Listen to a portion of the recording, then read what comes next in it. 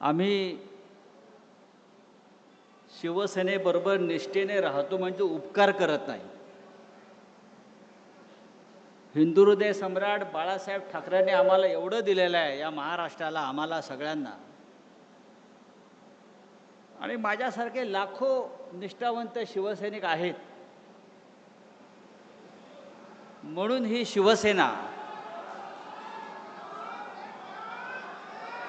शिवसेना अनेक संकटामध्ये, वादळामध्ये उभी आहे. आणि एक सांगतो, कृषी उत्पन्न बाजार समितीमध्ये ही सभा सुरू आहे. इथे शेतकऱ्यांचा माल येतो, विकला जातो, त्याला काय फार भाव मिळत नाही. पण 15 दिवसापूर्वी इथे एक माल आला आणि 50 कोटीला विकला गेला. तुमचा खासदार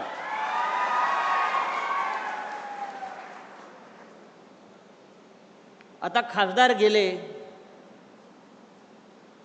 म्हणजे गेले. आता आपल्यासाठी ते गेले. आता त्या दुखवट्याला आपण आलेलो आहोत. आता 10व 12व करू आणि पुढल्या कामाला मोकळे हो. फार दुःख करत बसायचं नाही. गाडा पाडा आणि शेवटी भगवा झेंडा फडकवा.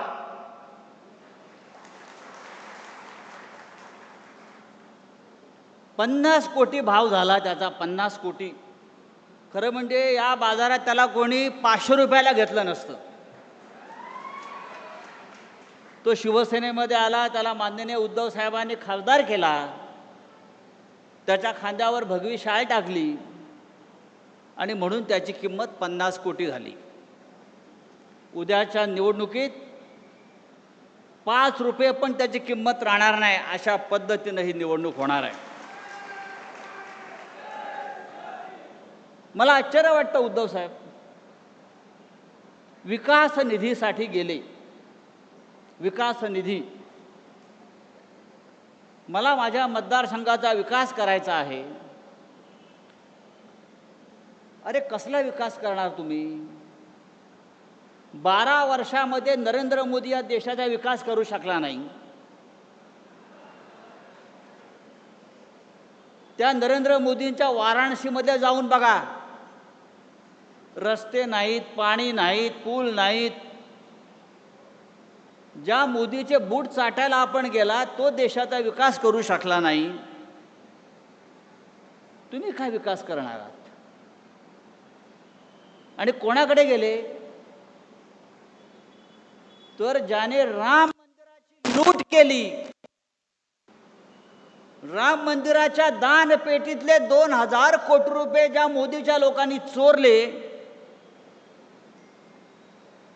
त्या मोदींचे बूट चाटायला हे गेले.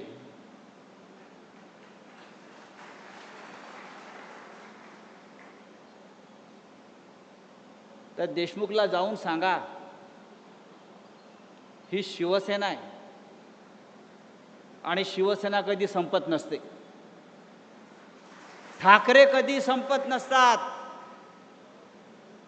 ते पुन्हा पुन्हा राखेतून उभे राहतात आणि या महाराष्ट्रावरती आपली पकड मजबूत ठेवतात. अरे तुम्ही मशालीच्या चिन्हावर निवडून आलात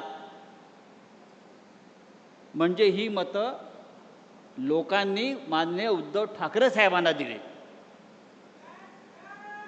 तुम्हाला गद्दारी करायची आहे तर राजीनामा द्या, पुन्हा निवडणुकीला उभे राहा आणि मग तुम्हाला कळेल या यवतमाळ वाशिमची जनता गद्दारांबरोबर आहे की निष्ठावंतांबरोबर आहे.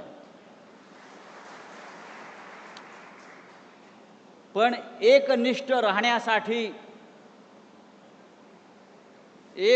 राहण्यासाठी आई नेक आणि बाप एक असावा लागतो.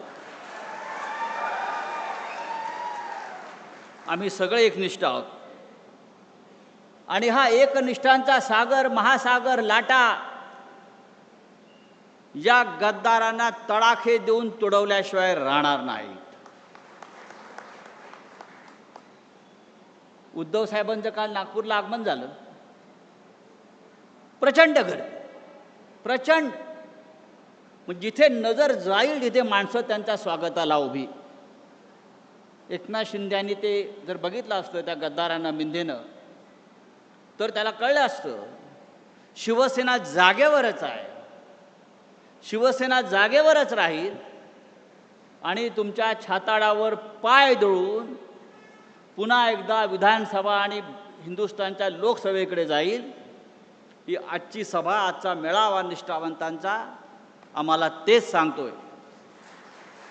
यवतमाळ हा कायम हिंदुहृदय सम्राट बाळासाहेब ठाकरे यांच्यावर प्रेम करणारा जिल्हा आहे. सातत्यानं लोक आले आणि गेले, पण शिवसेनेचा भगवा झेंडा या यवतमाळवरती कायम राहिला. तो यापुढेही कायम राहील.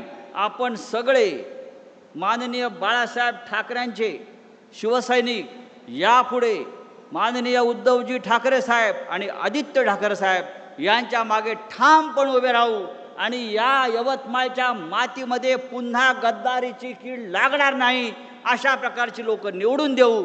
जय हिंद, जय महाराष्ट्र.